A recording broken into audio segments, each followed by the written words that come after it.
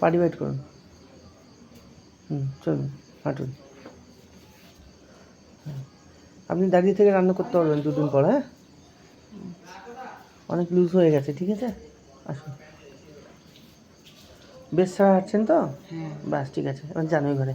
হাত হাত normal, body tight করুন, বডি টাইট করুন, বডিটা পুরো টাইট করবেন। মানে বডি টাইট মানে ওরকম টাইট বলছি না, মানে এই ঝুঁকবেন না, কোমর ঝোঁকাবেন না, নর্মালভাবে আসুন। হ্যাঁ আসুন, এই তো, হ্যাঁ আসুন, গুড।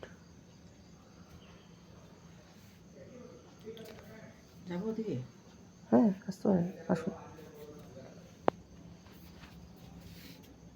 পায়ের পজিশন, পা পিছন দিকে টানবেন একটু। হ্যাঁ, ভর দেবেন, পুরো ভরটা দেবেন। গুড, হ্যাঁ এই তো নর্মাল, গুড। আবার যান, ঘুরতে অসুবিধা হচ্ছে না তো?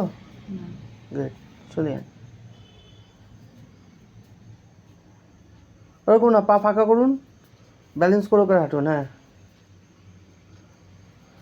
পা পেছন দিকে একটু ফোল্ড করবেন। হ্যাঁ, টোয়ের উপর প্রেশার দেবেন। হ্যাঁ, টো গোড়ালি দুটো, প্রথমে গোড়ালি তারপর টো। হ্যাঁ,